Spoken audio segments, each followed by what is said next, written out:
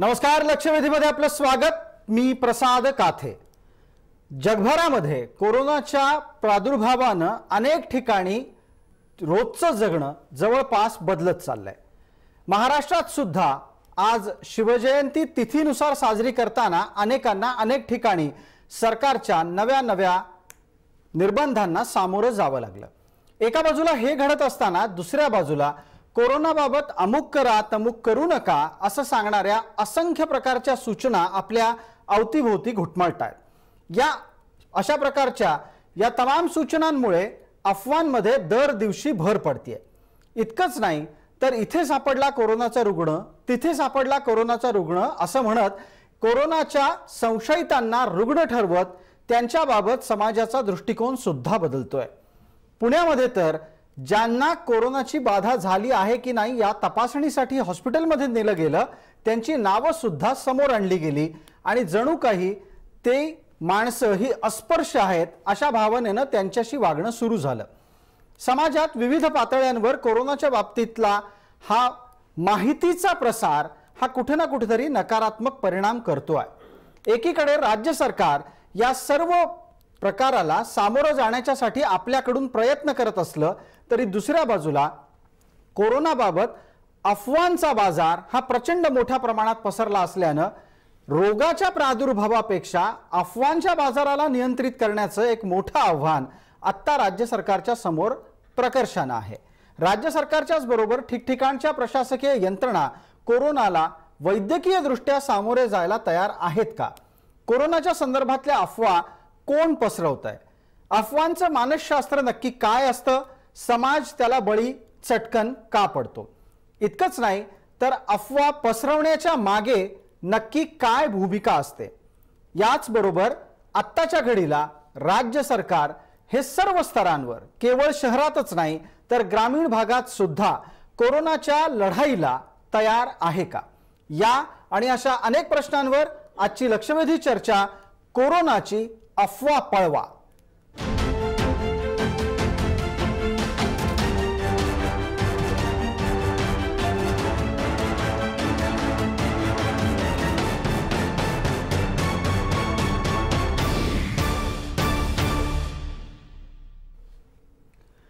Corona सारखा रोग आपल्या आसपास असणं हे प्रत्येकासाठी चिंताजनक आहे आणि त्याच संदर्भातली आजची चर्चा करण्यासाठी आपल्याबरोबर असलेले मान्यवर कोण त्याचा परिचय मी आपल्याला करून देतो। आपल्या सोबत आहेत महाराष्ट्राचे माजी आरोग्य मंत्री डॉक्टर दीपक सावंत, तसंच आपल्या सोबत पक्षीय प्रवक्ता या नात्यानं मनसेचे संदीप कुलथे या चर्चेत सहभागी होतात, जे एक डॉक्टरांचं आणि कायदे तज्ञांचं तसंच मानसोपचार तज्ञांचं पॅनल आपल्याकडे आहे, त्यांचाही आपल्याला परिचय करून देतो।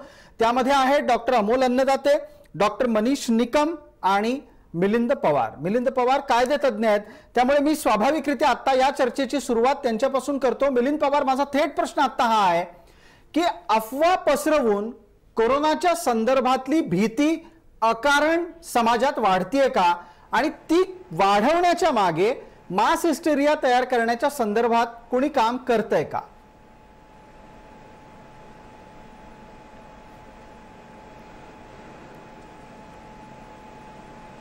आवाज गेला। ठीक आहे, मिलिंद पवार यांच्यापर्यंत आपला आवाज पोहोचू शकत नाही। आपल्या सोबत इथे मुंबईच्या स्टुडिओमध्ये डॉक्टर दीपक सावंत आहेत। हाच प्रश्न मी आता त्यांच्याकडे नेतो। दीपक सावंत, मला वाटतं माझा प्रश्न आपल्यापर्यंत पोहोचला असेल। हो, आपल्यापर्यंत सर्वात प्रथम आपण मला बोलवलं त्याबद्दल आपले मनपूर्वक आभार मानतो। धन्यवाद। आपण जे सांगितलं की अफवांचा बाजार, प्रत्येक अशा प्रकारची साथ आल्यानंतर अशा प्रकारच्या अफवा बाजारात येतात, बाजारात पिकवल्या जातात, पण त्याच्याकडे सर्वसामान्य माणसांनी लक्ष देऊ नये। कारण इतके रुग्ण सापडले, तितके रुग्ण सापडले याचं रोजच्या रोज बुलेटिन महाराष्ट्र राज्य शासनातर्फे दिलं गेलं जाते, आरोग्य खात्यातर्फे दिलं गेलं जाते। त्यामुळे कोणत्याही प्रकारचं अफवांवरती विश्वास ठेवू नका असं मी सर्वसामान्य जनतेला आणि लोकांना सांगू इच्छितो। अगदी डॉक्टर साहेब, आपण एक महत्त्वाची माहिती इथे दिलीत की जी माहिती आहे, जी अधिकृत आहे, जी खरी आहे ती राज्य सरकार देत आहे। सर्वसामान्य माणसांना ती माहिती ऍक्सेस करायची म्हणजे ती मिळवायची असेल तर त्यासाठी त्यांनी कोणत्या वेबसाईटवर जायला हवं? ती माहिती त्यांना कशी मिळेल? महाराष्ट्र शासनाची वेबसाईट आहे, आरोग्य खात्याची वेबसाईट आहे, मुंबई महानगरपालिकेची वेबसाईट आहे, पुणे महानगरपालिकेची वेबसाईट आहे। याच्यावरती ह्या माहिती उपलब्ध आहे सर्व. आज नेमके किती रुग्ण आहेत, नेमके किती संशयित आहेत, या सर्वाची माहिती उपलब्ध आहे. मी आपल्याला सांगू इच्छितो की मुंबईमध्ये आयसोलेशनमध्ये कस्तुरबा रुग्णालयामध्ये काही लोक ॲडमिट आहेत, त्याचबरोबर पुण्याच्या नायडू हॉस्पिटलमध्ये लोक ॲडमिट आहेत आणि बाकी कुठेही ॲडमिट नाही आहेत संशयित रुग्ण किंवा करोनाग्रस्त रुग्ण. अच्छा, हा एक फार महत्वाचा उल्लेख तुमच्या या चर्चेमध्ये आला तुमच्याकडून. लोकांनी सरसकट जो संशयित आहे त्याला रुग्ण म्हणायला सुरुवात केलेली आहे. यातला भेद सुद्धा लोकांना सांगायला हवा. रुग्ण झाल्यानंतर त्याच्याशी वागण्यातली पद्धत काय तेही सांगायला हवं. तेव्हा मी डॉक्टर दीपक सावंत आपल्यालाच पुन्हा विचारतो, कारण राज्य सरकारच्या आत्ताच्या सर्व प्रकारच्या यंत्रणांमध्येही आपला सहभाग आहे कोरोनाच्या संदर्भातल्या साथी न पसराव्यात यासाठी. पण जनमानसामध्ये रुग्ण आणि संशयित हा भेद कसा पोहोचवला पाहिजे? संशयित म्हणजे ज्याला सर्दी ताप खोकला आहे आणि ज्याची ट्रॅव्हल हिस्ट्री आहे की परदेशातून तो आलेला आहे आणि त्याला जर समजा त्यांनी स्वतःहून प्रेझेंट केलं की बाबा मला ताप येतोय 2 दिवसापासून, काय की करोना व्हायरसचा इन्क्युबेशन पिरियड हा 15 दिवसांचा आहे. त्यामुळे या 15 दिवसात त्याला काय सिम्पटम्स येतात किंवा 15 दिवसानंतर देखील तो सिम्पटम फ्री आहे का हे पाहणं गरजेचं आहे. संशयित म्हणजे ज्याला स्वतःला त्याची ट्रॅव्हल हिस्ट्री आहे आणि ज्याला स्वतःला सिम्पटम्स आहेत असा. रुग्ण म्हणजे जो पॉझिटिव्ह आहे, ज्याला NIV मध्ये किंवा कस्तुरबा रुग्णालयामध्ये किंवा नागपूरच्या IGMC मध्ये त्याची तपासणी झाली आणि तो पॉझिटिव्ह आहे. या लोकांनाच आपण रुग्ण असं म्हणू शकतो आणि कदाचित त्याला सिम्पटम्स नसतील पण तो पॉझिटिव्ह असेल. अगदी. आपल्यासोबत संदीप कुलथे आहेत. संदीप कुलथे, ही झाली आत्ताची तांत्रिक रचना. काय करावं काय करू नये याची चर्चा करत असताना अफवांच्या बाबतीतली चर्चा सुद्धा करायला हवी. तुमच्या लेखी आत्ता सगळ्यात जास्त पसरलेली अफवा कुठली? आमच्या लेखी आत्ता जी पसरलेली अफवा आहे, तुम्ही बघाल की जे सोशल मीडिया आहे त्याच्यावरून कुठल्या प्रकारचा मांस आणि याचं जे प्रकार आहे मटण वगैरे ते जे खाल्लं तर त्याच्याने कोरोनाचा प्रादुर्भाव होतो. मुळात हा आजार आला कुठून, याची उत्पत्ती कुठून आहे ह्याचं तुम्ही हे बघितलं पाहिजे. तो स्त्रोत आहे तो बाहेरगावावरून आलाय. मुळात कोरोना व्हायरस हा भारतामध्ये उत्पन्न झालेला याचा हा आजार नाही आहे. त्याच्यामुळे त्याचा जो प्रमाण आहे, काळा बाजार करणाऱ्या ज्या काही व्यक्ती आहेत त्या याला चालना देतात आहेत असं आम्ही म्हणू. कारण त्याच्यामुळे मास्क म्हणाल तुम्ही, जे आज कमी प्रमाणामध्ये मास्कचं जे उत्पादन आहे, जे आता या मास्कच्या बद्दल तुम्ही आठवण काढलीत, मी तुम्हाला एक पटकन त्यानिमित्ताने प्रश्न विचारतो. मास्कच्या काळ्या बाजाराच्या घटना तुमच्या समोर आल्या आहेत का? तुम्ही प्रशासनाला त्या निदर्शनात आणून दिलेल्या आहेत? नक्कीच या घटना आमच्या समोर आता निदर्शनास येतात. विविध वृत्तवाहिन्यांवरून पण त्याचं दाखवलं जात आहे की जे मास्क फक्त 2 रुपयाला बनवत होतं ते मास्क आज 70 रुपये ते 75 रुपये विक्रीला हे जात आहे. त्या संदर्भामध्ये महाराष्ट्र नवनिर्माण सेना लवकरच आपल्याला निश्चित धोरण घेताना याच्यामध्ये दिसेल. बरं, डॉक्टर दीपक सावंत, पटकन या मुद्द्यावर एकदा बोलूयात. प्रत्येकाने एक विशिष्ट गुणवत्तेचा मास्क घालणं गरजेचं आहे, अशा प्रकारचा भ्रम समाजात का पसरतोय? कसं आहे की फार पूर्वी H1N1 आला होता, म्हणजे स्वाईन फ्लू आला होता. त्यावेळी अशा प्रकारचा आपल्याकडे तो मास्क पुण्यामध्ये सुरू झालं आणि 2010 सालापासून हा मास्क घालायचा की नाही घालायचा याच्यावरती चर्चा सुरू झाली. मध्यंतरीच्या काळामध्ये आम्ही सांगितलं होतं की आपण हात रुमाल जरी वापरला तरी चालेल.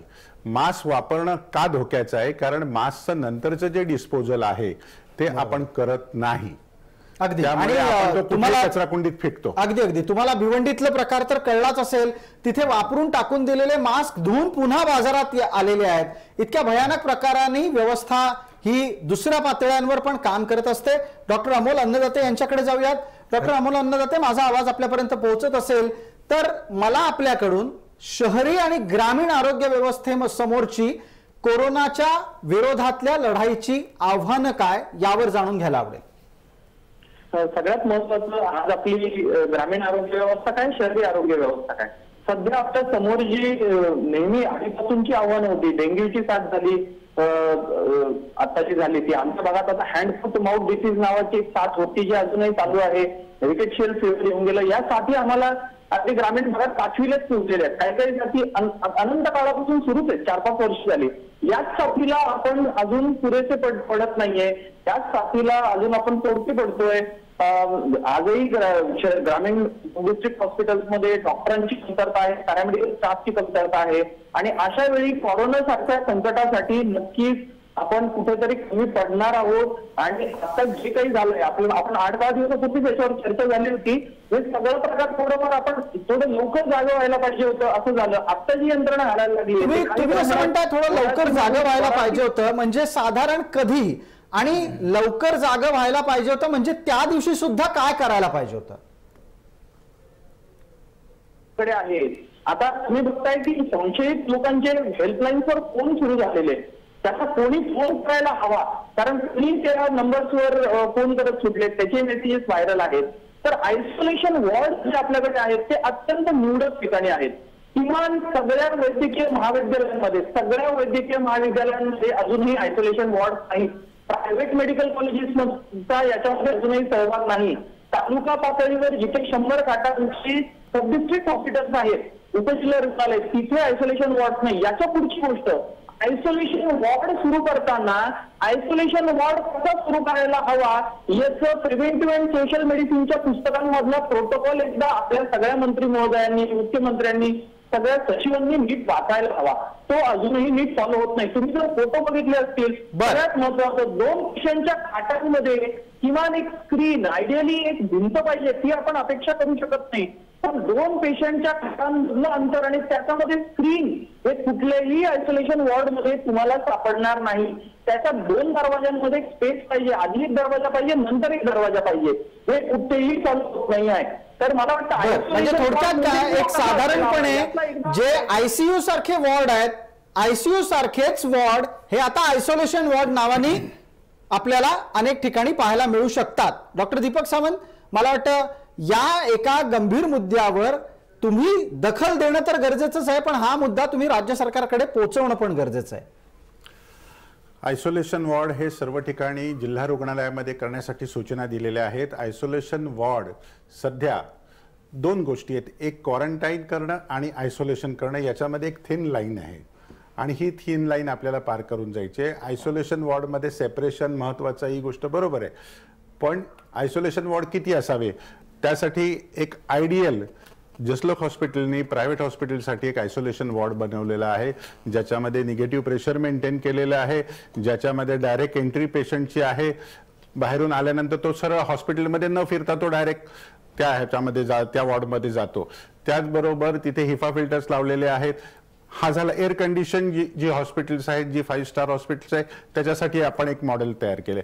दुसरं, ग्रामीण रुग्णालयामध्ये किंवा जिल्हा रुग्णालयामध्ये आयसोलेशन वॉर्ड हे ओपन व्हेंटिलेशनचे वॉर्ड आहेत. तिथे कोणत्याही प्रकारचं एअर कंडिशनिंग फॅसिलिटी नाहीये, पण ते ओपन वॉर्ड आहे. अच्छा, आपल्या याच मुद्द्यावर संदीप कुलथेंना काही बोलायचं होतं मगाशी, मी त्यांचं एक मत नोंदवतो, मग आपण पुढच्या मुद्द्याकडे जाणार आहोत. आयसोलेशन वॉर्ड हे जे आता सरकार म्हणतंय की आम्ही बनवलेले आहेत, पण मुळामध्ये आयसोलेशन वॉर्ड हे इतर जे रुग्ण आहेत त्यांच्यापासून हे वेगळे कसे ठेवणार आहेत ह्याची अजून कुठलीही कल्पना नाही. कारण त्या पद्धतीने आयसोलेशन म्हटल्यावर तुम्हाला पूर्णतः त्यांना वेगळं करणं गरजेचं आहे. त्यांची जी यंत्रणा आहे, म्हणजे त्यांच्या लॅब टेस्टिंग असतील किंवा त्यांच्या अजून इतर काही चाचण्या असतील, तर त्या करण्यासाठी वेगळी यंत्रणा हवी. ती यंत्रणा अद्यापपर्यंत कुठेही तशी अस्तित्वात दिसत नाही. बर, हा एक मुद्दा आव्हानाचा आहेच, जो ग्रामीण आणि शहरी आरोग्य यंत्रणांमधल्या आव्हानांच्या संदर्भातला आहे. डॉक्टर अमोल अन्नदाते, याच संदर्भातला आपला मुद्दा असेल तर आपण पटकन बोला. नवीन एक मुद्दा घ्यायचा आहे आपल्याला. जे फोटोग्राफ मध्ये आणि जी माहिती मला आयसोलेशन वॉर्ड मधून डॉक्टरांकडून मिळाली, त्यांच्या हातात केस पेपर मध्ये घेऊन जात आहेत आणि तेच केस पेपर बाहेर घेऊन येतात. सगळ्यात महत्वाचा मुद्दा आहे की हा केस पेपर, तो वापरला जाणारा पेन, प्रोटेक्शन इक्विपमेंट, हे सगळं त्या आयसोलेशन वॉर्डच्या बाहेर असलं पाहिजे. डॉक्टरांनी पेपर मध्ये न्यायला नको. हे मला दीपकजी सावंत सरांना आवर्जून सांगायचं आहे, त्यांनी राज्य सरकारपर्यंत पोहोचवावे. डॉक्टरांचं ट्रेनिंग, पॅरामेडिकल स्टाफचं ट्रेनिंग, मायक्रोबायोलॉजिस्टचं ट्रेनिंग, तर सगळ्यांचं ऑनलाईन स्काईपद्वारे किंवा व्हिडिओ कॉन्फरन्सिंगद्वारे 1 दिवसाचं आपण असं साधं ट्रेनिंग तातडीने करायला हवं. कारण याच्या बऱ्याच डॉक्टरांना ही माहिती नीटची नाहीये. मी एक आयसोलेशन वॉर्डच्या अगदी साथीचे रोग जेव्हा पसरतात त्यावेळेला त्याला करायच्या उपचारांच्या संदर्भात एक समान धागा असला पाहिजे. पद्धत कामाची समान असली पाहिजे, या बाबतीत निश्चितच आपली काळजी लक्षात आली. आपल्या सोबत डॉक्टर मनीष निकम मानसोपचार तज्ज्ञ म्हणून जोडले गेलेले आहेत. आता मला त्यांना प्रश्न विचारायचा आहे आणि त्याचबरोबर मिलिंद पवार यांच्यापर्यंत आता आपला आवाज पोहोचायला लागलाय. मी पहिला प्रश्न आता या भागात पुढच्या मुद्द्याचा डॉक्टर मनीष निकम यांना विचारतो. मनीषजी, आपण अफवांच्या संदर्भातली ही चर्चा करायची आहे. एका बाजूला आपण आरोग्य यंत्रणेसमोरच्या आव्हानांची चर्चा केली, दुसऱ्या बाजूला या अफवांच्या बाबत चर्चा करूयात परत एकदा. आत्ताच्या घडीला मास्कच्या संदर्भातली अफवा असेल ती एका बाजूला झाली, पण दुसऱ्या बाजूला काय खावं काय खाऊ नये याच्या प्रकारच्या सुद्धा अफवा पसरतायत आणि लोक त्याला पटकन बळी पडतायत. अख्खी पोल्ट्री इंडस्ट्री, अख्खा कुक्कुट पालनाचा व्यवसाय त्यामुळे जेरीस आलेला आहे. डॉक्टर मनीष निकम.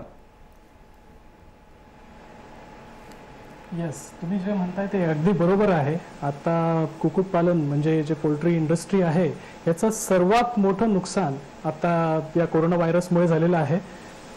माझं म्हणणं असं राहील की ह्या सर्व लोकांमध्ये अफवा पसरवलेल्या आहे. कोरोना व्हायरस जेव्हा आपण एखादं मीठ म्हणजे कुठलं पण आपण अन्न शिजवून जेव्हा पूर्णपणे खातो तर तेव्हा तो व्हायरस त्या अन्नामध्ये राहू शकत नाही. तर त्याच्यामुळे अंडी असेल, चिकन असेल, मटन असेल या गोष्टी सुद्धा आपण विश्वासाने खाऊ शकता. ह्याच्यामध्ये कुठलाच प्रॉब्लेम नाही आहे आणि ह्याच्यामध्ये आपण मनीषजी, आपलं म्हणणं आमच्यापर्यंत अतिशय नीट ऐकायला येत होतं. आपण मांडलेला मुद्दा महत्वाचा आहे. मी डॉक्टर दीपक सावंत यांना विचारतो की डॉक्टर साहेब, आपण म्हणजे आपण याचा अर्थ राज्य सरकार या नात्यानं आपल्याला म्हणतोय, राज्य सरकारने वारंवार हे सांगितलं की चिकनमध्ये कोणत्याही प्रकारे कोरोना नाही, पण तरी लोकांची हिंमत होत नाहीये.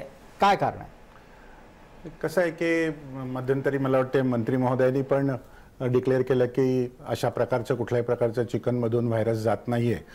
मला असं वाटतं की आपण एक बेसिक गोष्टच बघितली पाहिजे की चायनामध्ये बऱ्याचदा अर्धकच्चं शिजवलेलं किंवा कच्चं मांस खाण्याचा प्रकार आहे. आपल्याकडे तशा प्रकारचा प्रकार नाहीये. आपण मटण असेल, चिकन असेल, हे रटरटा त्याला उकळी फोडतो. 110 डिग्रीच्या वरती ते जवळजवळ जाते आणि ते शिजवलं जाते. त्यामुळे कुठलाही व्हायरस, कुठलाही बॅक्टेरिया याला जिवंत राहू शकत नाही असं सायन्स सांगते. दुसरी गोष्ट, आपण टपरीवरचा चहा पितो. टपरीवरच्या चहानी जुलाब झालेले किंवा पोट बिघडलेले असे किती रुग्ण आपल्याला पाहायला मिळतात.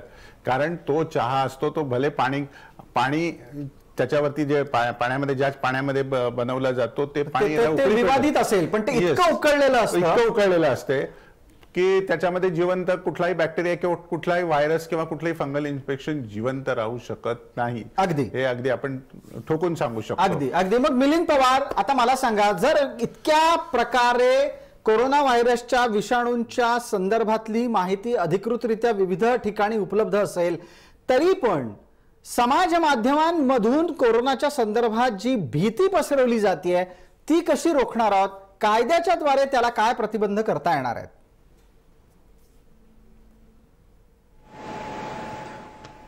आता याच्यामध्ये आपण जर कायद्याचा विचार केला तर भारतीय दंडविधान कलम 500 सब क्लॉज 1 नुसार अशा अफवा पसरवणं, रुमर समाजामध्ये पसरवणं, कुठलं स्टेटमेंट देणं, अशा प्रकारे जर गुन्हा केला आणि जो गुन्हा केलाय तो जर शाबी झाला तर त्याला 3 वर्षापर्यंतची शिक्षेची तरतूद कायद्यामध्ये आहे.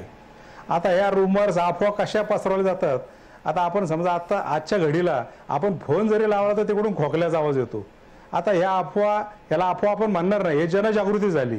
पण जनजागृतीच्या माध्यमातून अफवा, समजा शासनाने एखादं कुठलं जनजागृतीसाठी कुठलं स्टेटमेंट इश्यू केलं त्याला आपले लोक बसलेले हल्ली सोशल मीडियामध्ये बसून अनेक प्रकारे ते पुढे फॉरवर्ड करतात, त्यांच्या डोक्यातल्या आयडिया त्यामध्ये घालतात. त्यामुळे त्याला अफवाही म्हणता येईल का हा एक प्रश्न आहे. आता चर्चेच्या दरम्यान अफवा जर म्हणली तर आज अफवा अशा पण आहेत, चर्चा पण पब्लिकमध्ये अशी ती बाहेर अजून आली नसेल की हा जो व्हायरस आहे हा खरंच व्हायरस तयार झालाय का कुठल्या शेजारच्या देशाने तयार केलाय. अशा प्रकारच्या विविध चर्चा समाजात असतात. जेवढी माणसं तेवढ्या चर्चा, तितक्या प्रकारची मतं, हे एक साधारण समाजाचं शास्त्र म्हणलं जातं. याच समाजाच्या मानसशास्त्राच्या बद्दलचा माझा पुढचा प्रश्न मानसोपचार तज्ज्ञ या नात्यानं डॉक्टर मनीष निकम यांना आहे. आपल्याला माहिती असेल, बऱ्याच वर्षांपूर्वी गणपती दूध पितो नावाचा एक मास हिस्टेरिया आपण पाहिला आणि असे टप्प्याटप्प्यानं अनेक मास हिस्टेरिया अर्थात समाज मनाला पडलेली भूल ही आपण पाहत आलेलो आहोत. कोरोनाच्या प्रकरणामध्ये थोड्याच वेळापूर्वी आपण चिकन मटणच्या खाण्यासंदर्भातल्या मुद्द्याची चर्चा केली. आत्ताच्या घडीला बोलू नये पण विनोदी पद्धतीनं का होईना विनाकारण अशा प्रकारे ही अफवा पसरतीये की जर तुम्ही मद्य प्यालं तर तुम्हाला कोरोना होणार नाही. आणि दुर्दैवानं समाज त्याला बळी पडतो. समाजाच्या मनाला अशा प्रकारची कोणतीही माहिती खातरजमा करून घेण्याची इच्छा का नसते? तुम्ही अतिशय छान प्रश्न विचारलेला आहे हा.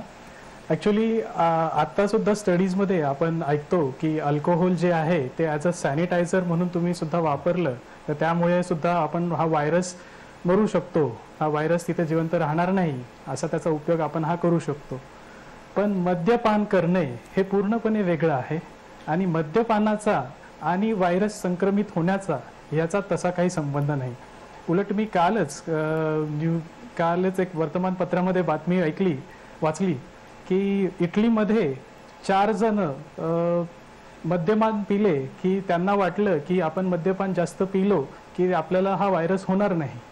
पण उलट झालं, ते मद्यपानाचा जास्त घेतल्यामुळे त्याच्यामुळे ते मरण पावले ना की व्हायरसमुळे.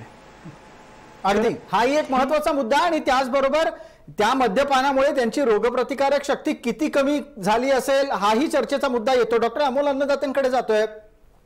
अमोल अन्नदाते, आता एक पुढचा मुद्दा तो आहे गर्दीत मिसळू नका.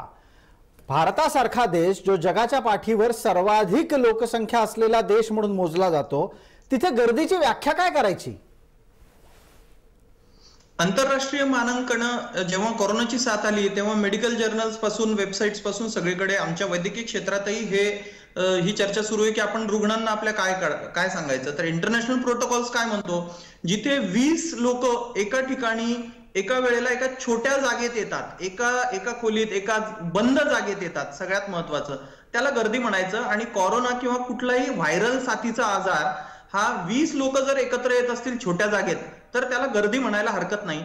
याच्या पलीकडे मी म्हणेल, आता अशी व्याख्या जर करायला गेलो तर मला वाटतं आमचे हॉस्पिटल्सचे स्टाफ सगळे पडून जातील आणि तुमच्या न्यूज रूम्सही ओस पडतील. तर आपण असं लगेच काळजी करायची गरज नाही. आणि केवळ न्यूज रूम तर सोडूनच द्या, न्यूज रूम पेक्षाही मुंबईतल्या लोकल बंद कराव्या लागतील. बसेसमध्ये प्रवास करणं अवघड होईल. जी जागतिक गर्दीची व्याख्या आहे ती मुंबई आणि भारताला लागू होऊ शकते का? सगळ्यात महत्वाचं आपण ही थोडीशी सुधारित आपल्यासाठी अशी करू की गरज नसताना आणि जिथे आपण एंटरटेनमेंटसाठी रिक्रिएशनसाठी मजा म्हणून जातो, म्हणजे शॉपिंग मॉल्स आहेत, मूवी थिएटर्स आहेत, उगीच गरज नसताना इकडे तिकडे जाऊ नका. अशा वेळेला जेव्हा गरज आहे, कामावर जाण्याची गरज आहे, तिथे जावंच लागणार आहे. तर मला वाटतं ही व्याख्या आपण अशी थोडीशी, कारण आपल्याकडे मौज म्हणून, गंमत म्हणून, पर्यटन म्हणून जाण्याची खूप तूम आहे. आपण थोडेसे उत्सवप्रिय लोक आहोत, समारंभप्रिय लोक आहोत. जत्रा भरवू नये, असे सार्वजनिक कार्यक्रम उगीच करू नये. राजकीय नेत्यांनी सगळ्यात महत्वाचं, आता याच मुद्द्यावर बरं झालं तुम्ही हा मुद्दा काढलात आणि इथे मनसेचे प्रवक्ते आपल्या सोबत, त्यांनाही बोलायचं या विषयावर. संदीपजी, ज्या मुद्द्याला आता स्पर्श झाला त्याच संदर्भात एक अत्यंत महत्वाचं विधान आपल्या नेत्यांकडून आलं. राज ठाकरे त्याबद्दल म्हणाले की इतकी रोगराई आहे, त्यात एक आणखीन आला तर काय झालं. मला वाटत नाही की अशा प्रकारची वक्तव्य होणं गरजेचं आहे. नाही, मुळात तुम्ही बघितलं पाहिजे की ज्याप्रमाणे वक्तव्य आता राज्य सरकार आणि मंत्र्यांकडनं केले जाते की बाबा गर्दीच्या ठिकाणी, जसं आता तुम्हीच म्हटलं की भारत हा पूर्ण जागतिक स्तरावर जास्त गर्दीचं ठिकाण आहे. मग अशा वेळेस लोकांनी बाहेर पडू नये म्हणजे नेमकं काय करावं? आता डॉक्टरांनी सांगितलं स्वतः. मग ज्या विविध प्रकारे तुम्ही आजार बघाल, आज टीबीची जी आजार आहे त्या टीबीच्या आजाराने भारतामध्ये 5 लाख लोक हे वर्षाकाठी मृत्युमुखी पडतात आहेत. मग हा आजाराची नेमकी व्याख्या काय ती बघितली पाहिजे आणि त्याच्यानंतर त्याच्या व्याप्तीवर केलं पाहिजे. म्हणून त्याला अफवा पसरवू नये. आणि मंत्री महोदयांनी जे कार्यक्रम रद्द केलेत ते मुळे चुकीचे, याच्यामुळे तुम्ही अजून जास्त चालना देताय अफवांना. बरं झालं तुम्ही मुद्दा काढलात. मला हे विचारायचंच होतं. डॉक्टर दीपक सावंत, आपण सांगा, हे रद्द ते रद्द असं करत करत जवळपास आता सार्वजनिकरित्या काहीच होऊ शकत नाही की काय, अशा स्थितीपर्यंत आपण स्वतःला नेऊन ठेवलंय. पंतप्रधानांचं ताजं वक्तव्य आहे. पंतप्रधान नरेंद्र मोदी म्हणतात की विनाकारण घाबरून जायची काही गरज नाही. पण एका बाजूला ते असं म्हणत असतात आणि दुसऱ्या बाजूला विविध प्रकारच्या अति काळजी घेण्याच्या भूमिकांमध्ये जाऊन सार्वजनिक आयोजनं एका पाठोपाठ एक धडाधड रद्द होतात, याचा अर्थव्यवस्थेवर होणारा परिणाम आपल्या लक्षात येतोय का? याचा निश्चितपणे अर्थव्यवस्थेवरती परिणाम होतो आहे, ही गोष्ट बरोबर आहे. पर्यटनाचे लोक कमी झालेले आहेत, विमानातली गर्दी कमी झाली आहे, इनडायरेक्टली याच्यावरती अर्थव्यवस्थेवरती याचा परिणाम होणारच. माझं म्हणणं असं आहे की आपली लोकसंख्या ही खूप आहे, ही गोष्ट बरोबर आहे. लोकांनी प्रत्येकाने एक काळजी घेतली पाहिजे की मी समजा जर तुमच्याशी बोलत असेल तर ते साधारणपणे 3 ते 4 फुटाच्या अंतरावरून बोललो तर काहीच होणार नाही. हा काही एअरबॉर्न व्हायरस नाहीये, हा ड्रॉपलेट इन्फेक्शनने पसरणारा व्हायरस आहे. आपल्या बोलण्यातून, थुंकीतून जे काही व्हायरस जर समजा मला झाला असेल आणि जर ते तुमच्यापर्यंत ट्रान्समिट झालं तरच ते आपल्याला. तुम्ही आणि मी, आपण दोघं संक्रमित असतानाही इतकी काळजी घ्यायची आहे की संक्रमित नसतानाही काळजी घ्यायची? म्हणजे आपण सर्वांनी प्रिकॉशन म्हणून ती काळजी घ्यायची आहे. मी समजा मला समजा खोकला आला तुमच्या समोर, तो मला आजार असेल किंवा नसेल हा मुद्दा नाहीये, पण एक प्रोटोकॉल म्हणून, एक उपचार म्हणून मी माझ्या तोंडावरती रुमाल ठेवला पाहिजे. मी शिंकताना माझी स्वतःची काळजी घेतली पाहिजे, त्याबरोबर तुमची देखील काळजी घेतली पाहिजे. गर्दीमध्ये शिंकताना आपण रुमाल घेतो, आपण हात ठेवतोच आणि तो हात आपण कुठेही पुसतो, त्यामुळे संक्रमित होऊ शकतात हे व्हायरस. ही गोष्ट बरोबर आहे. पण आपल्या लोकलमध्ये जर माणूस शिंकला तर त्याच्याकडे लगेच रागाने बघितलं जाते, अशी परिस्थिती आहे. आणि तो लोकांचा एक ऍक्शनला रिएक्शन आहे असं म्हटलं तर ते चुकीचं होणार नाही. म्हणून मी शिंकताना माझा रुमाल काढून शिंकलं पाहिजे. अगदी बरोबर आहे. मी संदीपजी आपल्याला संधी देतो, एक पटकन डॉक्टर अमोल अन्नदातेंची पण रिएक्शन त्याच्यावर घेतो, मग याच विषयावर तुमच्याशी बोलतो. डॉक्टर अमोल अन्नदाते, आपण आपला मुद्दा आधी मांडावा. आपण हे जे गर्दी करू नका किंवा अशा वेळेला थोडंसं सगळ्यांनी गर्दी टाळा हे का सांगतो, याचं वैद्यकीय आणि शास्त्रीय रिझन आपण कारण पटकन समजून घेऊया. बघा, कुठलीही साथ येते ना, ती साथ असं खूप काळासाठी सिरियस असते आणि त्यांनी लोक मरत जातात असं नसतं. याचं शास्त्रीय कारण असं आहे की हा विषाणू जेव्हा कुठल्याही देशात जातो तिथल्या वातावरणाप्रमाणे, तिथल्या लोकांच्या प्रतिकार शक्तीप्रमाणे तो संक्रमित होतो. याला आमच्या भाषेमध्ये अँटीजेनिक शिफ्ट आणि अँटीजेनिक ड्रिफ्ट असं म्हणतात.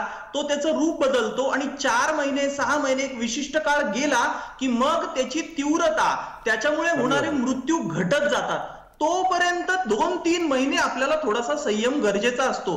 तो येऊन इथे सेटल होऊन त्याच्यामधले बदल एकदा घडले की मग त्यांनी मृत्यूचा दर कमी होतो. हे आपण स्वाईन फ्लूच्या बाबतीतही अनुभवलंय, डोंबिवली फिवर मागे होता तेव्हाही अनुभवलंय. म्हणून हे त्याचं कारण आहे. आणि जसं दीपकजी सावंत म्हणले की हा आपला देश हा थुंकणाऱ्यांचा देश आहे असं म्हटलं जातं एपिडेमिओलॉजीमध्ये. म्हणून ही सगळी आपल्या लोकांना जर सार्वजनिक स्वच्छतेचे मूलभूत नियम माहिती नसतात. अगदी बरोबर आहे. आपण संदीप कुलथेंची एक प्रतिक्रिया यावर घेऊयात, पुढचा मुद्दा त्यानंतर. याच्या अर्थव्यवस्थेवर या छोट्याशा याच्यावर एक माझा मुद्दा होता की काळा बाजार, जरी अर्थव्यवस्था कोलमडत असेल तरी काळा बाजार हा मोठ्या प्रमाणात ह्या व्यावसायिकांकडून केला जातोय. याच्यामध्ये जनतेची लुबाडणूक केली जाते आणि ते रोखणे गरजेचं, आणि त्याच्यातनं जो अफवा वाढवली जाते त्याच्याकडे लक्ष दिलं पाहिजे. बरोबर आहे. हा अफवेच्या आडून असणारा काळा बाजार हा सुद्धा एक अत्यंत महत्वाचा मुद्दा आहे. विविध प्रकारचे मास्क विकायला बाजारामध्ये आलेले आहेत. ते मास्क घ्या असं सांगणारी लोक जोरजोरात ओरडून कोरोनाचं नाव घेऊन ते मास्क विकतायत. म्हणजे तर कहरच झालाय अक्षरशः असं म्हणायला लागेल. या निमित्तानं मी डॉक्टर दीपक सावंत यांना विचारेन की या काळा बाजार करणाऱ्यांच्या संदर्भात सरकारचं लक्ष आहे की नाही. कालच याच्यावरती एक बैठक झाली आणि त्याच्यामध्ये त्या बैठकीला FDAचे आपले मंत्री डॉक्टर राजेंद्र शिंगणे उपस्थित होते आणि त्यांना तशा प्रकारच्या सूचना दिल्या गेल्या आहे की अशा प्रकारचा जर कोणी काळा बाजार करत असेल तर त्याच्यावरती त्वरित ॲक्शन घ्या आणि मास्क सगळ्यांनी वापरायची गरज नाहीये, हे महत्वाची गोष्ट आहे. त्यामुळे लोक पॅनिक होतात. लोक काय करतात की सोशल मीडियावरती जे काही कॉमेंट्स होतात त्या पाळायचा प्रयत्न करतात. टीव्हीवरती जे काही दाखवलं जाते, मला वाटते वुहानमधले ते 7 फेब्रुवारीच्या नंतरचे जे काही दिवस दाखवले गेले त्याच्यामुळे लोकांवरती खूप परिणाम झाला. आणि सोशल समाज माध्यमांनी हे सगळं करायला पाहिजे, गोष्ट बरोबर आहे, पण त्याचा जनमानसावरती काय परिणाम होईल याचं भान राखून अगदी. आणि त्यासाठी राज्य सरकारच्याकडून त्याचबरोबर भारत सरकारच्याकडून जनजागृतीची मोहीम हाती घेतली जाणार आहे. ॲडव्होकेट मिलिंद पवार आहेत आपल्यासोबत. मिलिंदजी, तुम्हाला या निमित्तानं प्रश्न आहे की समजा आपल्याला आजूबाजूला कोरोनाच्या आडून किंवा कोरोनाच्या संदर्भातल्या एखाद्या अफवेच्या आडून चाललेल्या वस्तूचा काळा बाजार दिसला तर त्याला रोखायला काय करता येईल?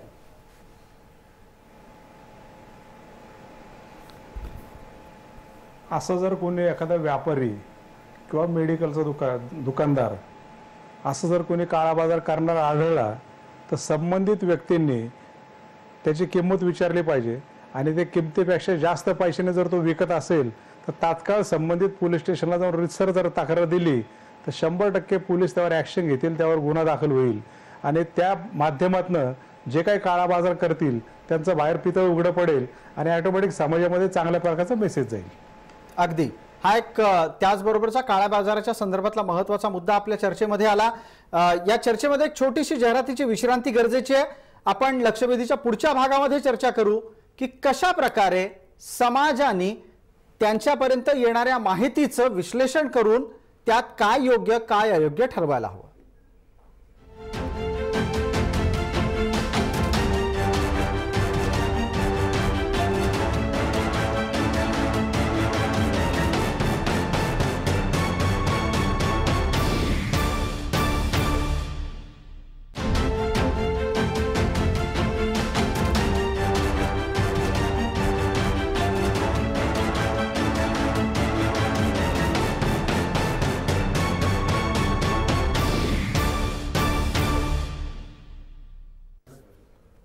नमस्कार, लक्षवेधीच्या या भागामध्ये आपलं स्वागत. आपण आता घरगुती उपायांच्या संदर्भाने आपण कोरोनाचा सामना करू शकतो का याची चर्चा करूया. विविध प्रकारच्या माहितीचं आकलन कसं करायचं त्यावरही बोलूयात.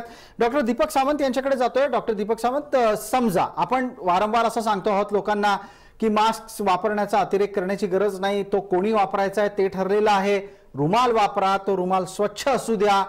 पण एखाद्याने स्वच्छ रुमाल वापरला, त्यात तो शिंकला की मग तो घरी जातो, पुढे त्यानं काय करायचं? निश्चितपणे आपण एक अतिशय चांगला प्रश्न विचारला. कारण प्रत्येकाला आपण सांगतो की अगदी स्वाईन फ्लीच्या वेळी पण आपण सांगत होतो की हात रुमाल वापरावा, शिंकताना तो नाकासमोर ठेवावा किंवा तोंडावर बांधावा, नाका आणि तोंडावरती बांधावा. ह्या सगळ्या गोष्टी जरी असल्या तरी तुम्ही घरी गेल्यानंतर हा रुमाल डायरेक्ट तुम्ही आपल्या बाकीच्या कोणाच्याही संसर्गात आणू नका, संपर्कात आणू नका. तो सरळ जाऊन वॉशरूममध्ये जाऊन, टॉयलेटमध्ये जाऊन किंवा तुमच्या बाथरूममध्ये जाऊन तो स्वच्छ धुवावा. डेटॉलच्या पाण्यात धुवावा किंवा आणखीन कुठल्याही डिसइन्फेक्टंटमध्ये किंवा तुम्ही जे काही सॅनिटायझर म्हणता ज्याच्यामध्ये 60% जास्त अल्कोहोल आहे अशा सोल्युशनमध्ये तो बुचकळून काढून स्वच्छ धुवून तो वाळत घालावा. मग तुम्हाला दुसऱ्याला कोणाला इन्फेक्शन होणार नाही. आणि हा धुताना आपण स्वतःची काळजी घेतली पाहिजे की आपल्या नाकातोंडामध्ये त्यातला द्राव जाता कामा नये किंवा स्वच्छ आपले हात धुवून मगच आपण बाकीच्या हे करा. म्हणून पूर्वी जे लोक सांगायचे की घरात गेल्यानंतर हातपाय धुवून शिवाय अजून आत जाऊ नका, आल्या आल्या थेट आधी बाथरूम मध्ये जाऊन हातपाय धुवा, स्वच्छ व्हा, मग घराच्या इतर आसपास भागांमध्ये आपण फिरा. यातला एक पुढचा मुद्दा असा घेतो की सर्दी आणि खोकला झाला रे झाला की लोक आजकाल एकदम संशयानं त्या व्यक्तीकडे पाहायला लागतात. आपण थोड्या वेळापूर्वी डॉक्टर दीपक सावंत लोकलचा उल्लेख केलात. लोकलमध्ये किंवा कुठल्याही गर्दीच्या ठिकाणी कोणीही शिंकला की लोक त्याच्याकडे जणू काही कोरोनाग्रस्त आहे असंच पाहतात. प्रत्येक सर्दी खोकला हा कोरोनाचाच असतो का? डॉक्टर अमोल अन्नदाते. सगळ्यात महत्वाचं, साधा सर्दी खोकला म्हणजे कोरोना नाही. कोरोना आणि साध्या सर्दी खोकलामध्ये मुख्य फरक काय? कोरोनामध्ये खोकला आणि तोही कोरडा खोकला हा प्रामुख्याने जास्त प्रमाणात दिसू देईल. ओला खोकल्याचं प्रमाण असू शकतं न्यूमोनिया झाल्यानंतर, पण सर्दी झाली आपल्याला म्हणजे आपल्याला कोरोना आता सुरू झालाय असं मुळीच नाही. तर मग कोरोनाची मुख्य लक्षणं आपण सर्दी खोकल्यापासून वेगळी केली पाहिजे. कोरडा खोकला, ताप आणि श्वास घ्यायला त्रास ही कोरोनाची लक्षणं आहेत. सर्दी, नाक गळणं, डोळ्यातून पाणी येणं, डोळे लाल होणं आणि थकवा येणं, ताप येणं ही सर्दी खोकल्याची औषध आहेत, लक्षणं आहेत.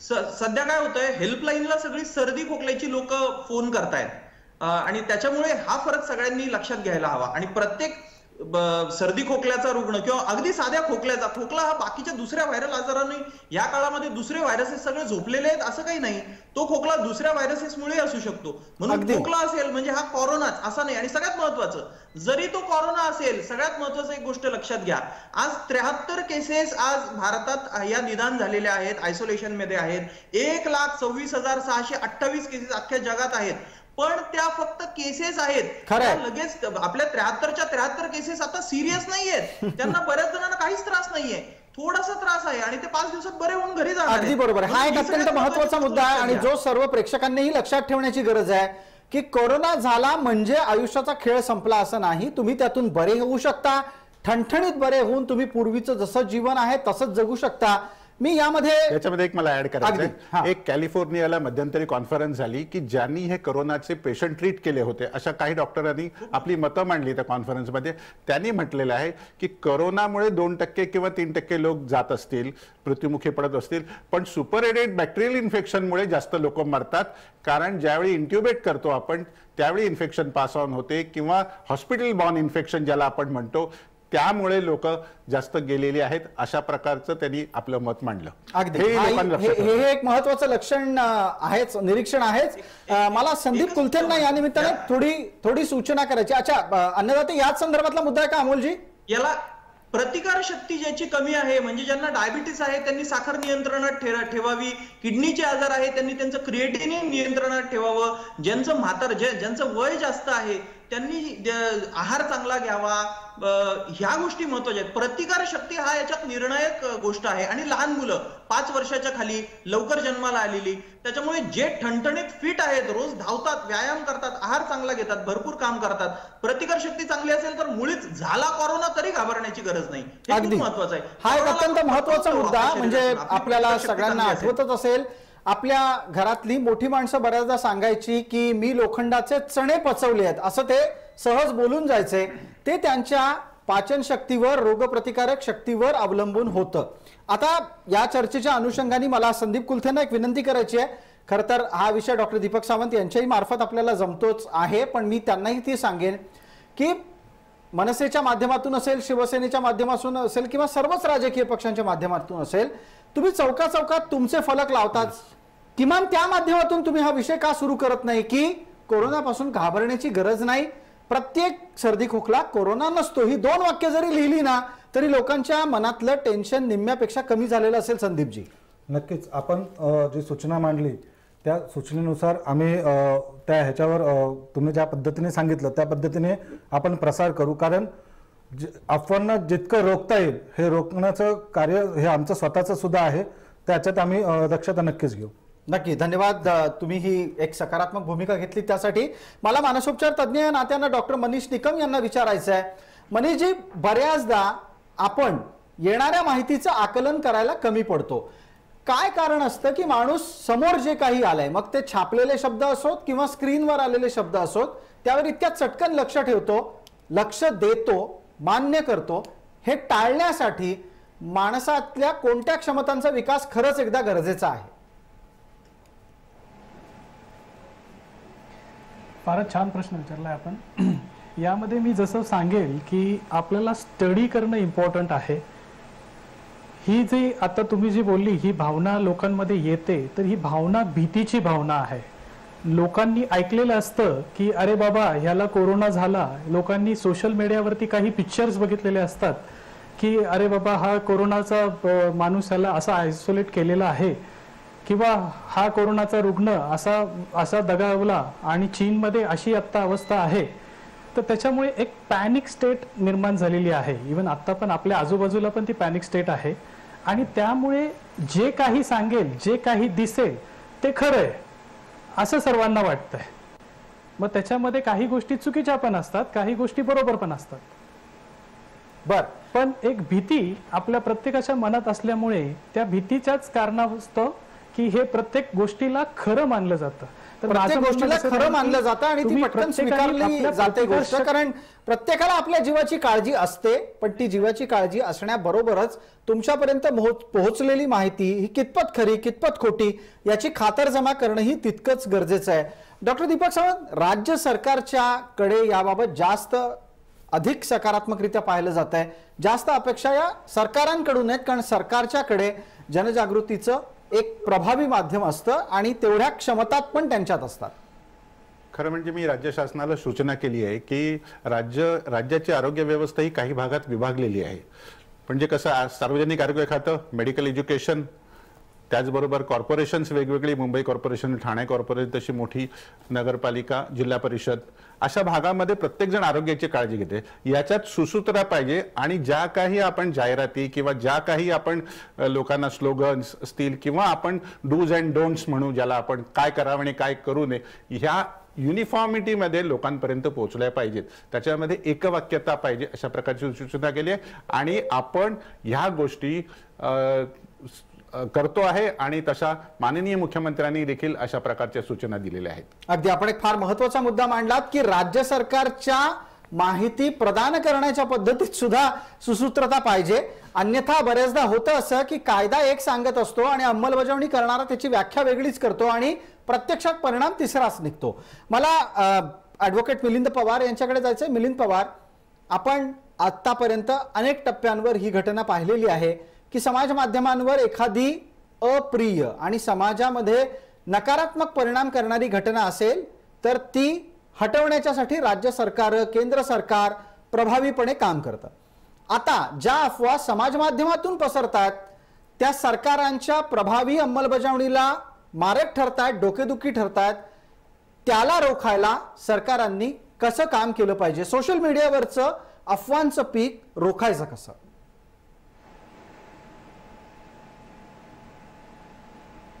अगदी आपण बरोबर प्रश्न विचारलात. मागाशीच मी सांगितले की सेक्शन 505चा क्लॉज 1 नुसार पोलीस ॲक्शन घेऊ शकतात. सरकारला जर असं वाटलं की काही ठराविक लोक, ठराविक ग्रुप कारण नसताना अफवा पसरून समाजामध्ये अराजकता पसरवत आहेत, तर अशा लोकांचा ग्रुप हेरून पोलिसांकडे जर तक्रारी दिल्या तर पोलीस त्यांच्याविरुद्ध ॲक्शन घेतील. सोलापूरमध्ये असाच एक प्रकार घडला होता. त्या प्रकारामध्ये जवळपास 13 ते 17 लोकांना ह्या सेक्शन 5 नुसार, सेक्शन 505 क्लॉज 1 नुसार समाजात खोट्या अफवा पसरवणं शासनाने दखल घेऊन गुन्हे दाखल झाले आणि त्यांना शिक्षाही झाल्यात. पण शासनाने त्यामध्ये इनिशिएटिव्ह घेऊन करणं गरजेचं आहे. आता राहिला प्रश्न अफवांचा. आता जरी वकील असलो तरी माझा धाकटा भाऊ डॉक्टर शैलेश पवार हे आजही NIV मध्ये संचालक पदावर आहेत. स्वाईन फ्लूची जी लस शोधली, त्या लस शोधण्यामध्ये जे 5 सायंटिस्ट होते, त्या 5 सायंटिस्टमध्ये तो एकमेव त्यामध्ये एक सायंटिस्ट होता आणि त्याला गव्हर्नमेंटने सत्कारही केलाय. तर त्याच्या माध्यमातून देखील अशा अनेक गोष्टी घडतात. ऍक्च्युअल समाजामध्ये पसरतं वेगळं, शासनाचा व्ह्यू वेगळा असतो आणि घडतं वेगळं, असा प्रकार घडतो. तर हे सगळं सर्वस्वी कंट्रोल करण्याचं कामही शासनाचं आहे असं मला शासनाकडूनच या निमित्तानं मोठ्या अपेक्षा व्यक्त होत आहेत वारंवार. डॉक्टर अमोल अन्नदाते, पुढचा मुद्दा या चर्चेतला आपल्याकडून मी असा अपेक्षित करतो की कोरोनाच्या संदर्भात समाज माध्यमांवर काय छापून येत आहे त्याची चर्चा आपण केली, सरकार काय करतंय त्याची आपण चर्चा केली. पण विविध प्रकारचे सोहळे रद्द करून काही हासिल होणार आहे का आपल्याला? मी थेट एक प्रश्न विचारतो, हा पटणार नाही कदाचित प्रश्न, पण आता IPL भरवा, प्रेक्षक बोलवू नका, अमुक सोहळा रद्द करा, तमुक सोहळा रद्द करा, यामुळे निर्माण होणारी भीती ही आपोआपच अफवेपेक्षा जास्त मोठी नाही का? नाही, याच्यात मी सांगितलेलं आधी की 73 केसेस जर आता भारतात आहेत आता, हे मी सांगितल्याप्रमाणे फार काळ नाही, पण मात्र एक डॉक्टर म्हणून मी सांगतो, कारण एकही मृत्यू 3% याचा मृत्यू दर आहे, खूप जास्त नाहीये, पण एकही मृत्यू आपल्याला होऊ द्यायचा नाही. प्रत्येक जीव आपल्यासाठी महत्वाचा आहे. तर 73 केसेस जर निदान झालेल्या असतील तर एक डॉक्टर म्हणून मला वाटतं की किमान महिनाभर, 2 महिने, 1 ते 2 महिने फार काळ नाही, जोपर्यंत हा व्हायरसमध्ये संक्रमण होत नाही, म्युटेशन होत नाही आणि तो शांत होत नाही, आणि जो होणार असतो, इपिडेमिओलॉजिकल हिस्ट्री असते, प्रत्येकाचा एक इतिहास असतो प्रत्येक साथीचा, तो साथीचा इतिहासाचा काळ आपल्याला थोडा सांभाळणं गरजेचं आहे. म्हणून मी डॉक्टर म्हणून म्हणेल की नक्कीच गरज नसताना अर्थव्यवस्था आणि हे सगळे मुद्दे आहेत, पण मी एक डॉक्टर म्हणून विचार करणार, मला माझा पेशंट मरायला नकोय. तिथे तो मॅच बघायला गेला आणि तिथे त्यांनी कोरोना त्याला झाला आणि तो जर गेला तर तो माझ्यासाठी एक खूप मोठा लॉस असेल. म्हणून मी म्हणेल की खूप मोठे कार्यक्रम आपल्याला या वेळेला 1-1.5 महिना करणं योग्य नाही. अगदी डॉक्टरांना ते आपण एक म्हणताय की साधारण 1-1.5 महिना आपण वाट पाहायला हवी, थोडीशी धीर धरण्याची ही वेळ आहे. डॉक्टर दीपक सावंत, मी आपल्याला या निमित्तानं मग असं विचारेन की राज्य सरकारच्या कडून विविध प्रकारे जे कुठले कार्यक्रम आयोजित होत असतील त्याच्या संदर्भातले प्रतिबंध घालण्याचा निर्णय तर झालेलाच आहे, सभा समारंभांच्या बाबतीतही निर्णय होतो आहे.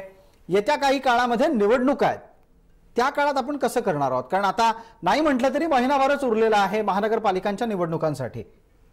निश्चितपणे याच्यावरती देखील विचार राज्य शासनातर्फे केला जाईल की काय करावं. पण निवडणुका काही आपण घेत नाहीये, हा केंद्र सरकारच्या सूचनेनुसार जी सूचना अधिसूचना जारी होते त्यानुसार आपण ह्या निवडणुका घेतो. तर आपण निश्चितपणे जर समजा उद्या जर याचा उद्रेक जर वाढणार नाही, आपण असं देवाकडे प्रार्थना करूया की हा उद्रेक वाढणार नाही, पण जर आपण एकंदर ह्याची हिस्ट्री बघितली, जसे डॉक्टर अमोल अण्णा त्यांनी सांगितली की ही हिस्ट्री बघितली तर काही आठवड्यानंतर ती दुप्पट प्रमाणामध्ये गेलेली आहे, तिप्पट प्रमाणामध्ये गेलेली आहे. अशा प्रकारचा हा संसर्ग वाढत गेलेला आहे. त्यामुळे आणि ड्रॉपलेट इन्फेक्शन असल्यामुळे आपल्याला थोडीशी काळजी घेणं गरजेचं आहे. या बाबतीमध्ये राज्य शासन योग्य तो निर्णय योग्य त्यावेळी घेईल असं मी सांगू इच्छितो. दुसरी महत्त्वाची गोष्ट की आत्ता आपल्याला आपला प्रिपेअर्डनेस काय याच्यावरती चर्चा करणं अत्यंत आवश्यक आहे. की आपला प्रिपेअर्डनेस काय आहे की उद्या समजा आपल्याकडे अशा प्रकारची साथ आली, 1-2 मृत्यू झाले, जसं आपण म्हटलं की कस्तुरबाचं नाव काढलं तरी लोक घाबरतात. बरोबर, कस्तुरबाला जायला कोणी तयार होत नाही. मग खाजगी हॉस्पिटलचं सहकार्य घेऊन त्याच्यामध्ये प्रिपेअर्डनेस तयार करून आपण ह्या सगळ्या गोष्टी करण्याच्या मागे सध्या राज्य शासन व्यग्र आहे आणि ते त्याप्रमाणे चालू आहे. म्हणून हा आपण मुद्दा सध्या तरी बाजूला ठेवूया. ठीक आहे. एक डॉक्टर अन्नदातेंचं निरीक्षण नोंदवून घेतो आणि त्यानंतर संदीपजी बोलणार आहेत. डॉक्टर अन्नदाते, आपण आधी बोला. सांगायचं आहे की आपण एक आता या निमित्ताने एक गोष्ट लक्षात घेऊ की हे कार्यक्रम IPL याच्यामुळे जे अर्थव्यवस्थेचं नुकसान होत आहे, तर मला वाटतं गेली 15-20 वर्ष सगळे आरोग्याचे त्यांना ओरडून सांगतायत की आरोग्याला निधी द्या, आरोग्याला निधी द्या, आरोग्याला निधी द्या. ते ओरडून त्यांना आता कोरोना होण्याची वेळ आली. तर मला वाटतं या निमित्ताने याचं आपण महत्व लक्षात घेऊ आणि यावर्षी 5,000 कोटीचा निधी दिलेला आहे. अर्थव्यवस्था ढासळू शकते हे ओळखून डॉक्टर अन्नदाते, आपल्यासाठी माहिती दिली जाते इथे. शिवसेनेचं सरकार आलं तर हीच ती वेळ जेव्हा कोरोनाची साथ आली. आता आपण आरोग्याला निधी देऊया. हे अगदी त्याच्यावरचं उत्तरही आहे का? डॉक्टर दीपक सावंत उत्तर देत आहेत. नाही, आजपर्यंत आपली नेहमी तक्रार होती की आरोग्याला निधी कमी पडतो. ह्यावेळी तो वाढवून दिलेला आहे. हे आपण आपल्या वाचनात आलं असेल. याच्या बजेटमध्ये वाढवून दिलेला निधी दिसला असेल. आपल्या जवळजवळ 5,000 कोटीचा निधी आपण यावेळी दिलेला आहे. आणि मला असं वाटतं की निश्चितपणे पुढच्याही काळामध्ये सप्लिमेंटरी डिमांड्समध्ये देखील आणखी निधी मिळेल. अगदी आपण एक सकारात्मक राहूया. त्यासाठी संदीपजी, आपलं काय याच संदर्भातलं काही म्हणणं आहे? नाही, माझं म्हणणं वेगळं होतं की जी आता सांगितलं की गर्दीचे हे ठिकाणं टाळा किंवा हे घ्या. तर माननीय साहेबांनी हा मुद्दा मांडला होता की मग तुम्ही निवडणुका पुढे ढकलणार का? त्यावेळेस गर्दी होणार नाही का? मग त्यावेळेस जर गर्दी होणार असेल मग त्याच्यासाठी तुमचं नियोजन काय? जर हे सगळं नियोजन तुमचं नसेल तर मग निवडणुका का नाही पुढे ढकलल्या जातात? अगदी त्याच्या संदर्भात उत्तर असं आलंय की विचार सुरू आहे. काय होईल ते आपण लवकरच बघू. एक चर्चेत आणखीन छोटीशी जाहिरातीची विश्रांती, लवकरच परत येतोय.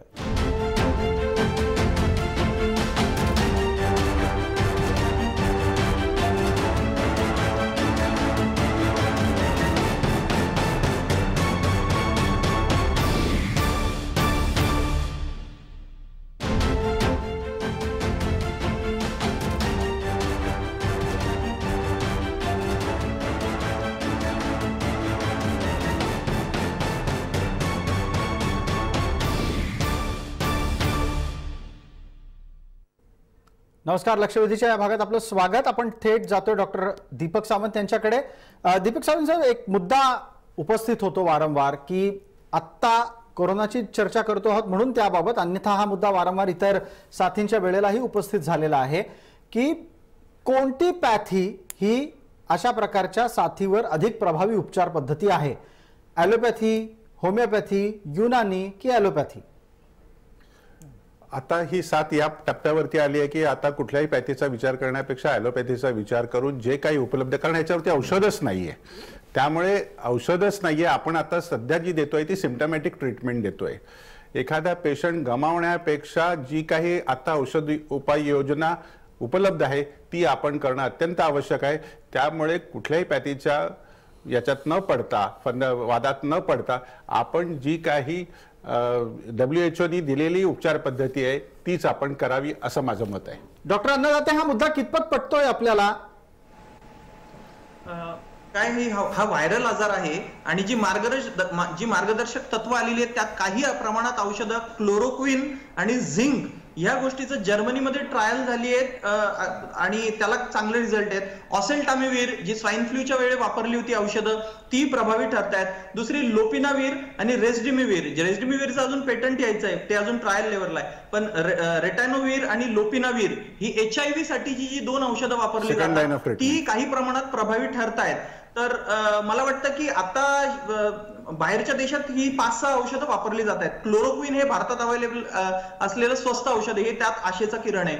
आता जी 73 केसेस आहेत त्यांचे रक्ताचे नमुने जर आपण घेतले आणि इन विट्रो ट्रायल्स आपण उद्यापासून जर सुरू केले तर किमान 10-15 दिवसांमध्ये काही रिझल्ट आपल्या हाती येऊ शकतात. म्हणून या 4-5 औषधं व्हायरल आजार आहे तसा आपोआप बरा होणार आहे, पण ज्या लोकांना निमोनिया होणार आहे, जे अत्यवस्थ होणार आहेत, त्याच्यामध्ये या 4 औषधांचा वापर करावा लागणार आहे. आणि वर्ल्ड हेल्थ ऑर्गनायझेशनचे मार्गदर्शक तत्व आलेली आहेत. आयुर्वेद आणि होमिओपॅथी या 2 पॅथींबद्दल मला पूर्ण त्यांना मी मान देतो, रिस्पेक्ट आहे, पण आताच्या घडीला असं कुठलंही औषध नाही या दोन्ही युनानीमध्ये जे एक मुद्दा इथे डॉक्टर दीपक सावंतांनाही मांडायचा आहे, त्यांचं म्हणणं पण आपण ऐकणार आहोत. वेळेची मर्यादा आहे आपल्याला. डॉक्टर दीपक सावंत, आपण बोला. मी मध्यंतरी NIV ला व्हिजिट केल्यानंतर NIV ला असं सांगितलं की आपण याच्यावरती औषधाच्या ट्रायल्स कराव्यात. तर त्यावेळी त्यांनी सांगितलं की सेकंड लाईन ऑफ HIV ची जी सेकंड लाईन ऑफ ट्रीटमेंट आहे ती कदाचित प्रभावी होऊ शकते, याला कुठल्याही प्रकारचा ठोस नाही आहे. पण एक त्यांनी असं आर्बिटरी सांगितलं.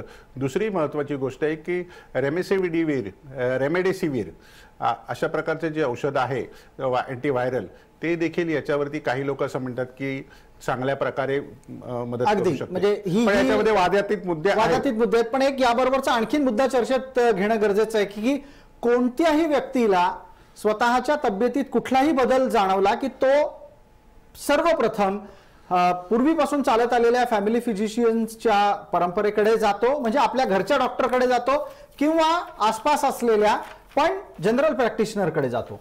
या जनरल प्रॅक्टिशनर आणि फॅमिली फिजिशियन या दोघांवरही साथीच्या रोगाच्या संदर्भातल्या अफवा, भीती आणि रोग या तीनही नियंत्रणाची जबाबदारी आहे असं म्हटलं तर डॉक्टर सावंत? हो, बरोबर आहे. कारण आपल्याकडे जर आपण एकंदर बघितलं तर आपली जनता महाराष्ट्रातली आणि सार्वजनिक आरोग्य खात्याकडे येणारे लोक किंवा मेडिकल एज्युकेशनच्या हॉस्पिटलमध्ये जाणारे लोक यांची संख्या साधारणपणे 30 ते 35% आहे. असं म्हटलं तर ते अतिशयोक्ती होणार नाही. पण बाकीचे लोक जे 60% लोक जे शहरामध्ये राहतात ते साधारणपणे जनरल प्रॅक्टिशनर ही जी फॅमिली फिजिशियन ही जी आपली संज्ञा पूर्वीपासून रूढ झालेली आहे त्यांच्याकडेच हे लोक जातात आणि त्यांचा सल्ला पहिल्यांदा घेतात. त्यामुळे जनरल प्रॅक्टिशनर्सना अवेअरनेस प्रोग्राम आणि त्यांचं ट्रेनिंग किंवा GPA मार्फत जनरल प्रॅक्टिशनर असोसिएशन असेल किंवा IMA असेल किंवा कन्सल्टंट असोसिएशन असेल यांच्या मार्फत त्यांना माहिती देणं आवश्यक आहे.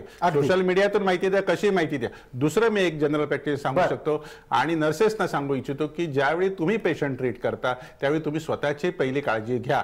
स्वतः तुम्ही प्रोटेक्टिव्ह गार्ड्स वापरा आणि मगच लोकांच्या समोर जा. कुठला पेशंट काय असेल हे सांगता येणार नाही. मास्क वापरला म्हणून तो डॉक्टर रोगाला घाबरतो असं मानणाऱ्यांपैकी मी नाही. त्यामुळे आपण मास्क वापरा, कारण आपली देखील आपल्या पाठीमागे आपली फॅमिली आहे. अगदी बरोबर आहे. वेळेची मर्यादा असल्यानं आपण या चर्चेत इथेच पूर्णविराम देतो आहोत. आपण सर्व मान्यवर या चर्चेत सहभागी झालात त्याबद्दल आपले मनपूर्वक आभार, धन्यवाद. लक्षवेधीमध्ये तुर्तास इतकंच. ताज्या बातम्यांसाठी पहा फक्त जय महाराष्ट्र.